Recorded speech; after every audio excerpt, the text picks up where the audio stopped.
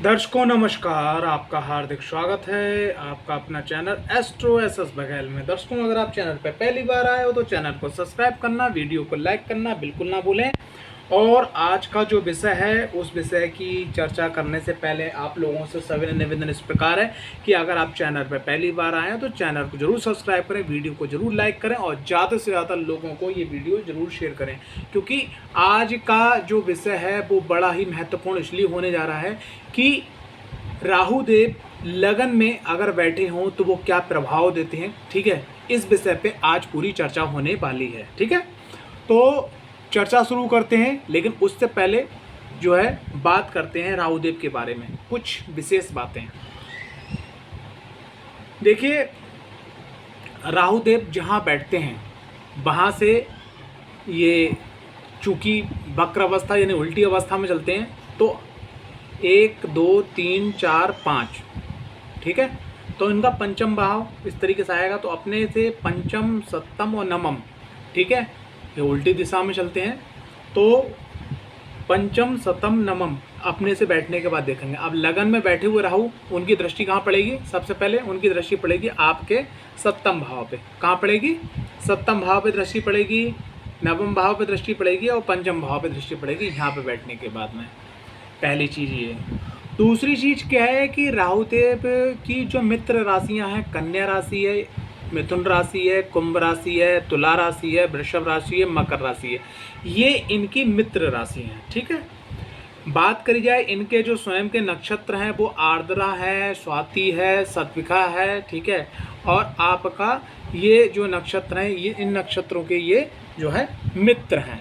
ठीक, अब आगे बात करते हैं कि इनकी मित्र जो दृष्टि हैं, जैसे जहाँ ये बैठे हुए हैं वहाँ से अगर बुध की राशि पे दृष्टि पड़ती है, शुक्र की राशि पे दृष्टि पड़ती है, शनि की राशि पे दृष्टि पड़ती है, तो वहाँ के जो रिजल्ट होते हैं वो अच्छे हो जाते हैं। ठीक है, अब आगे बढ़ते हैं कि ये जहाँ बैठे होते हैं तो इनका जो अंश बल देखा जाता है, जो मेरा अनुभव है, ठीक है, जो मैंने आज तक सन 2000 क्या बोलते हैं 2 से मैं लगातार कुंडलियाँ देख रहा हूँ। एक लंबा समय हो गया है, लगभग 23 चल रही है, 11 साल लगभग समय हो गया है इस फील्ड में। तो 11 अंश से लेके और 23 अंश तक अगर इनका अंश बल है तो ये बहुत ही सर्वोत्तम होता है। बात करी जाए इनकी शत्रु दृष्टि की, अगर ये जहाँ बैठे हैं वहाँ से अगर इनकी दृष्टि सूर्य की राशि पे, चंद्रमा की राशि पे, मंगल की राशि पे दृष्टि पड़ रही है तो रिजल्ट अच्छे नहीं होंगे।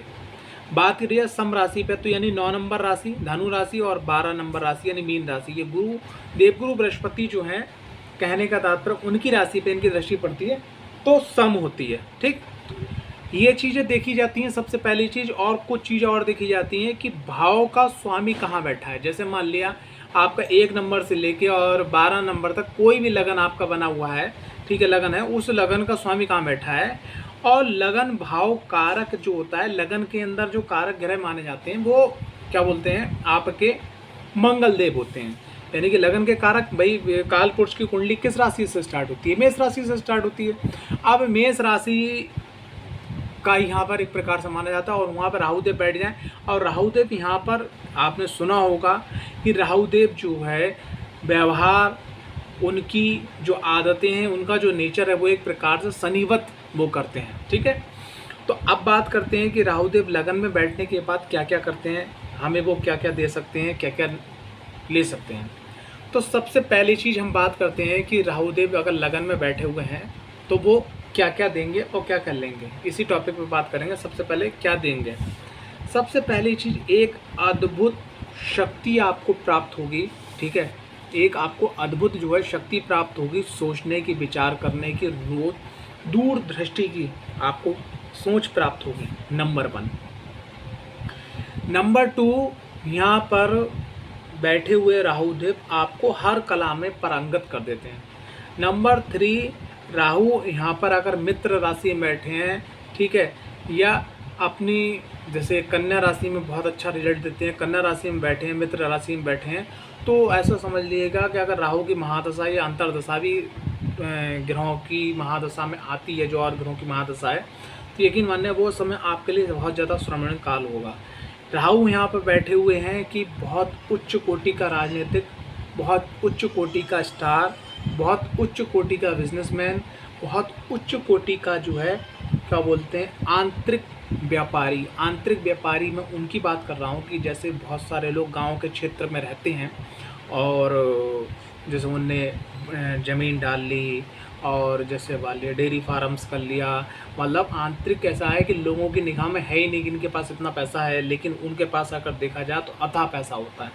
तो यानी कि लगन में बैठे हुए राहु जो देव जो हैं व्यक्ति को पड़े हुए रोड पे भिखारी के समान भी बना सकते हैं, और जो अपनी प्राइवेट जेट प्राइवेट प्लेन से यात्राएं करते हैं तो उतने ऊंचे लेवल तक आपको बिजनेसमैन बना सकते हैं, एक फ़कीर बना सकते हैं, और एक उच्च कोटि का आपको जिसको बोलते हैं स्पीकर, जो स्पेशल स्पीकर होते हैं, जो बड़े बड़े गुरु होते हैं, संत होते हैं, वो बना सकते हैं। लेकिन वास्तव क्या है कि लगन की एनर्जी को उसको संभालना होता है। देखो यहाँ पर एक प्रकार से प्रभाव रहता है लगन पे मंगल का, उस पे बाद शनिवत राहु, तो ये जो दोनों चीज़ें होती हैं ये आपके माइंड को गर्म करती हैं। तो सबसे पहली चीज़ लगन में अगर राहु है तो सबसे पहला जो यहाँ का सूत्र बनता है, आज से ही अपना लीजिए, आप अपने माइंड को कूल रखेंगे। ठीक है, आपने क्या करना, कूल रखेंगे। और हर जो गर्मी का मौसम आता है खास करके, तो आप अपने जो सिर का हिस्सा है उसका विशेष ध्यान रखेंगे, क्योंकि अगर आप यहाँ पर ये चीज़ का ध्यान नहीं रखते हैं तो बहुत सारे लोगों को ब्रेन ट्यूमर, पागलपन, ठीक है, मानसिक रोग, बीपी की प्रॉब्लम, सिर से संबंधित जो भी प्रॉब्लम है वो यहाँ पर राहुदेव पैदा कर देते हैं। तो उस एनर्जी को हमें मैनेज करना होगा। अक्सर आपने सुनी होगी कि राहु की महादशा में वो व्यक्ति बहुत ऊंचाइयों तक पहुंच गया, और वही व्यक्ति दूसरा व्यक्ति जो राहु की महादशा में पछाड़ खा के गिर गया और उसको कुछ जीवन में नहीं मिल पाया। तो राहु की महादशा, राहु का ऐसे जगह पे प्लेसमेंट जो आपकी कुंडली का बहुत बड़ा मुख्य हिस्सा है, कि जैसे राहु अगर बैठे हुए हैं आपके फर्स्ट हाउस में, सेकंड हाउस में, फोर्थ हाउस में, फिफ्थ हाउस में, सेवन्थ हाउस में, ठीक है, नाइन्थ हाउस में, ठीक है, और आपके 11 हाउस में, यहाँ पर राहु देव बहुत, उनके जो नियम्स हैं, उनकी जो एनर्जीज़ हैं, उनको आपने सही दिशा में ट्रिगर करना है, सही दिशा में उनको भेजना है। अन्यथा राहु की सवारी, शेर की सवारी, शेर का पेट खाली तो शेर के पेट में आप चले जाओगे। तो यहाँ पर राहु की एनर्जी को आपने करना है।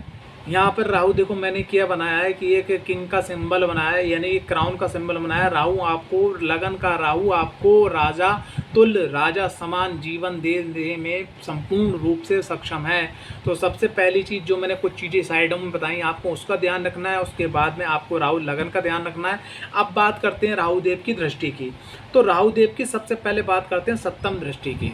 तो सप्तम दृष्टि पे यहाँ पर एक बात ध्यान रखिएगा कि अगर सप्तम पे दृष्टि पड़ रही है और यहाँ पर राशि आ रही है 6 नंबर, 3 नंबर, 11 नंबर, 10 नंबर, ठीक है, 6 number, 3 number, 10 number, 11 number, 2 number, 7 number, यानी कि 1, 2, 3, 4, 5, 6, ये 6 राशि अगर यहाँ पे आ रही है तो बहुत अच्छा रिजल्ट रहेगा।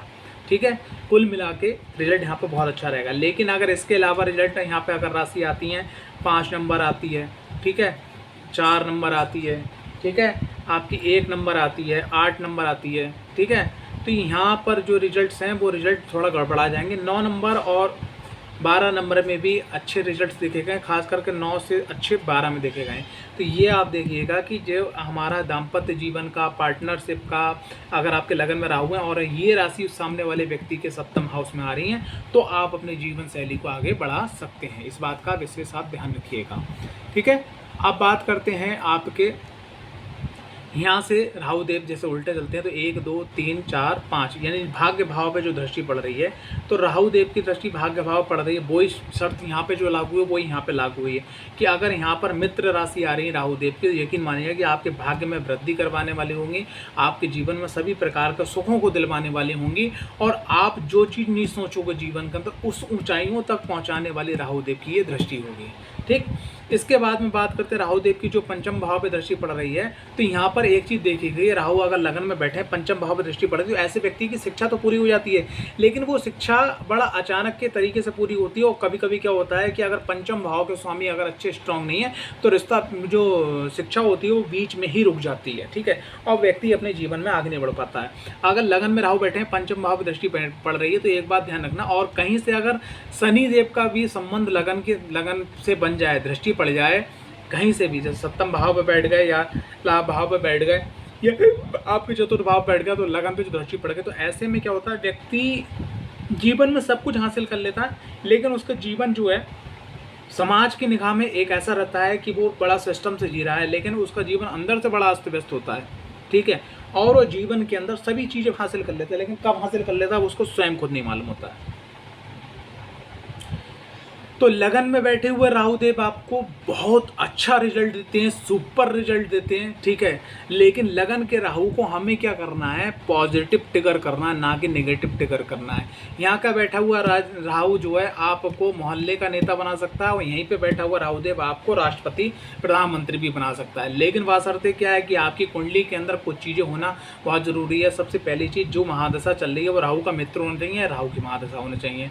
दूसरी चीज़ क्या है कि लगन के जो स्वामी है वो अच्छी जगह पे बैठना चाहिए। कुंडली के अंदर 12वें भाव की, अष्टम भाव की, अगर छठे भाव की और पराक्रम भाव की महादशा चल रही है और संग में कहीं अगर 7.5 या ढैया चल रही है तो स्थिति थोड़ा आपके हाथ से बाहर निकल जाएगी। वरना लगन में बैठे हुए राहु आपको किंग बनाने में पीछा नहीं छोड़ते, आपको किंग बना के या किंग तुल्य जिंदगी देते ही देते हैं। चाहे भले आप जिस मोहल्ले में रहते हो, जिस गाँव में रहते हो, जिस शहर में रहते हो, उस जगह पर आपके नाम सम्मान फेम हो, ठीक है, यहाँ पे लगन में बैठे हुए राहुदेव आपको सब कुछ देने में सक्षम है। ये आप सरल भाषा में समझ लीजिएगा। आप लगन में बैठे हुए राहुदेव हैं तो उसका उपाय क्या करना चाहिए। देखो, सबसे पहली चीज़ यहाँ पर मेरा जो राहु को लेके, शनि को लेके, केतु को लेके, ठीक है, राहु, शनि और केतु को लेके, और संग संग जो है आपके मंगल और सूर्य को लेके, यहाँ के जो उपाय हैं बिना कुंडली एनालिसिस करवाने नहीं देखना चाहिए। अगर राहु लगन में बैठे हैं, सबसे पहले आप भैया अपनी कुंडली का अध्ययन करवाएं विधिवत तरीके से, क्वेश्चन करें सामने वाले एस्ट्रोलॉजर से कि आपको, और उसके बाद में फिर राहु के आप नियम कीजिए। अगर लगन में राहु बैठे हैं तो भगवान श्री गणेश की आराधना या माँ मातंगी की आराधना या माँ दुर्गा की आराधना सर्वोत्तम उपाय है। लगन में बैठे हुए राहुदेव हैं तो जब भी आपको मौका मिले, ठीक है, जब भी आपको मौका मिले तो एक बार उज्जैन जरूर दर्शन आप करके आइएगा, और वो भी किस दिन, वो भी करके आइएगा जो सावन के अंदर नाग पंचमी आती है, उसमें भगवान शेष नाग का एक अंदर मंदिर है, ठीक है, तो वो नाग पंचमी वाले दिन खुलता है, उसके लिए बहुत भीड़ रहती है। अगर उस पर आप दर्शन साल के साल करके आते हो, यकीन मानना आप जीवन में आगे बढ़ने से आपको कोई नहीं रोक सकता, ठीक है। राहु का संपूर्ण लाभ लेने के लिए कुंडली में जहाँ राहु बैठा है वो, यानी लगन में बैठे हैं राहु, वो लाभ भाव के स्वामी, ठीक है, ये सूत्र कोई नहीं बताएगा आपको कि राहु अपनी सभी इच्छाएं, अभिलाषाएं आपकी पूरी करेगा, लेकिन कहाँ से, वो भी तो कहीं ना कहीं से पावर लेगा।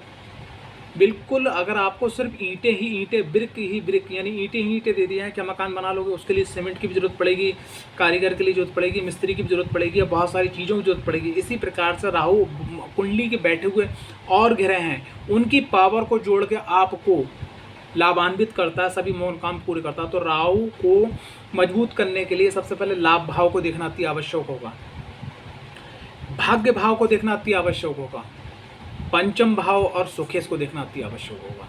यानी कि 1, 2, 3, 4, इन चारों ग्रहों को जोड़ के ये एनर्जी बिल्ड करेगा और आपकी सारी मनोकामना पूरी करेगा। तो इसलिए लगन में बैठे हुए राहुदेव का अगर आप संपूर्ण रिजल्ट चाहते हैं, जीवन में ऊंचाइयां चाहते हैं, तो आप कुंडली विश्लेषण अध्ययन जरूर करवाएं। जय माता दी, हर हर महादेव, शिव शंभू।